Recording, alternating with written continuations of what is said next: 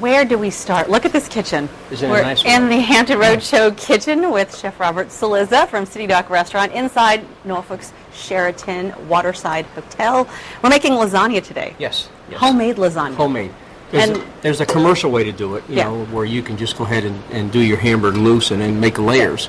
I mean, that's the only way I knew how to do it. Yes. But you're going to, of course, show us a different way. We're going to show you the traditional way where you actually make the meatballs and then slice them and put them in. Then, of course, you can add whatever you want. You can add hard-boiled eggs. You can add sausage and build your layers that way and give it a variety of meat that's inside. So it's not traditional layer of just ground beef, ricotta cheese, ground beef. You know, we put more to it. Something much more. What are the ingredients that we're looking for here? here? Okay, the ingredients are going to be the eggs, Parmesan cheese, the Italian breadcrumb, fresh ground garlic, parsley, salt and pepper. And then what we do is we take bread and we soak it in milk and we put it inside the hamburger. In the hamburger? In the hamburger. It'll, of course, as it's cooking, it'll disappear. Right. And it keeps your meatballs nice and moist so they don't turn into golf balls for your country clubs.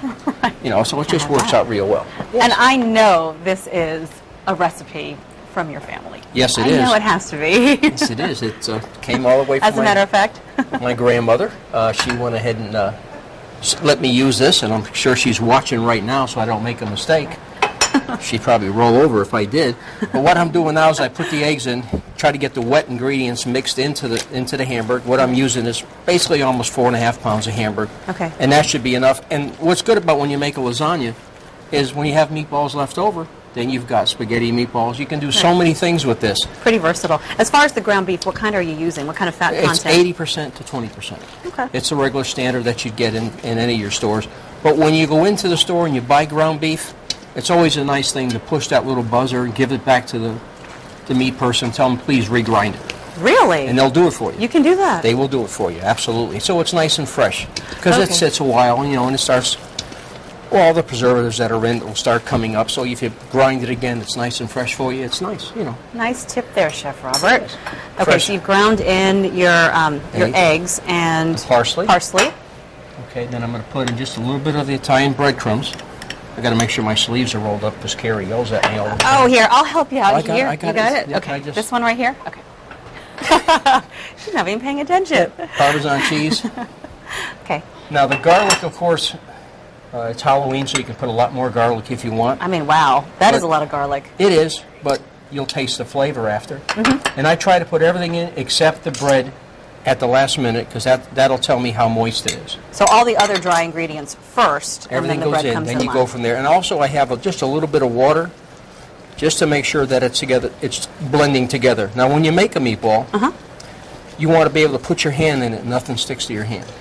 Oh, okay. So that you're obviously, you know, doing some hard work here, but Yeah, you're moving waiting it for in. it to Getting it all so mixed when I together. put my hands in it, it comes out almost clean. okay. That's when you know it's almost where you want it. Okay. And this way here, when you put it in the frying pan and all, now you could, of course, bake them in the oven if you'd like. If you're doing a quantity of them like we do at the hotel sometimes, we'll do 500 or 600 of them. So I'm not going to sit there for hours frying, so we'll just put them all in the oven and make it nice. But this one you're going to do special and fry and then So do you the can layers. actually, I want you to be able to do this at home. Okay. Oh, wow. So you just dunked it into the, and Dunked this it in is regular milk, just regular, like 100% milk. homogenized milk. You can use skim milk if you like. And then, of course, when we put the lasagna together, you'll see how I use ricotta cheese. A lot of people will decide to have a little bit lighter. They'll use cottage cheese. Okay. Not. No? But Okay. So you're saying no on that. That's well, fair. You know, it's just like when you cook with butter. You can cook with margarine. You can cook with, I think it's butter or whatever. Right. But you know, But you're not a big fan of that.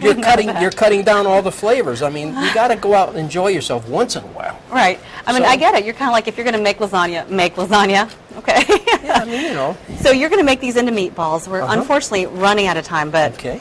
make the meatballs and then you're going to drop them into the oil. Is that right? Into the oil. And what to kind of start. oil do you have here? Olive oil, of course. Olive oil. Of course. Those are of big course. meatballs. And then you're going to Well, I'm slice going them to up? slice them, yeah. Okay, This so- isn't the traditional one that you'd eat by yourself. Or maybe you could if you're really hungry. If you are. So we're going to finish this up. Have you finish it up, and then we'll show you the process of actually making lasagna. Yes. lasagna coming up in the next segment. And later on, we're going to have to talk about these sweet treats. Okay, great. We'll do that later. Okay. Guys.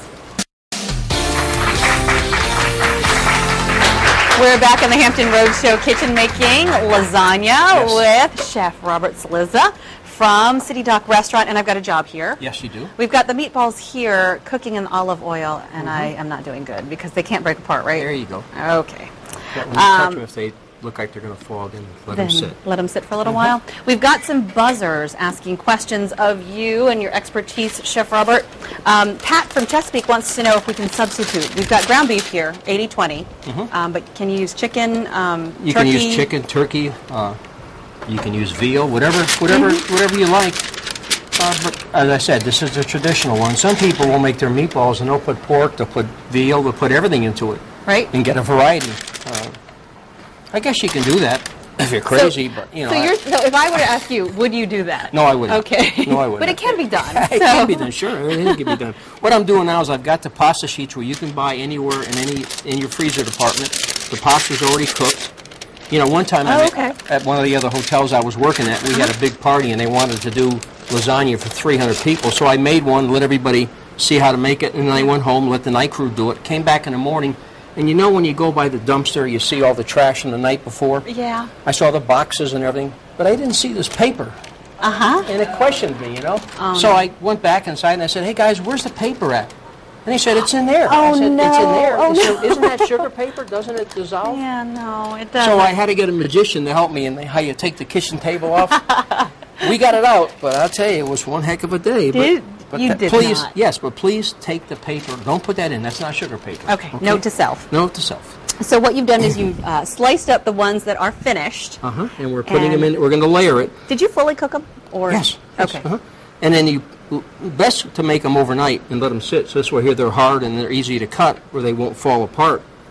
And you mean make the meatballs overnight and then refrigerate them? Refrigerate them and then cut them the next day. Oh, okay. And that's what I'm saying about the traditional way of doing it, or the way that you could do it commercial, where they just layer the hamburger and make layers, which is equally good, but this is better. Right. No, I mean, I think probably once you taste it, you realize why you put all the effort into it, right? Absolutely, because you're getting a hearty meal, and you've got other alternatives with the meatballs that are left over. And once you've got it layered, go ahead and put your Parmesan cheese. Okay. You can put as much as you like. Did you mention what's on the bottom? I'm sorry. I sauced the pan, then I put a layer of pasta down. And what kind of, just regular tomato sauce? Any seasonings? Well, the sauce that I make there takes 6 hours, and that's a whole complete another show, but you can see it over there. Okay. It takes 6 hours Oh, it's over to make. here, right Yes, here. So let it's me ready lift to up go. this here, Antonio. It's got basil in it. It's got salt, pepper, olive oil, butter, onions, garlic. Okay, so this is another show, but a whole nother show. You've got sauce on the bottom. Sauce at the bottom to start. You want to go ahead and just layer just a little bit of sauce there? Oh yeah, absolutely. And so that's what you're talking about, layers now that you have the cheese. Just put a little on. So what kind of cheese is that? Shredded mozzarella. Okay. And then now here's your special sauce. For those at home who haven't gotten the lesson yet on this sauce, what do you recommend? Patience. Plenty of it. That's good. Plenty of patience. That's it? Yep. Okay. And then we'll go ahead and put another layer minus the paper. People might say you're picky. You know that? Well, it's the way it has to be done. You can if you want it more chewier, I guess. I guess. And then you start the process again, starting all over.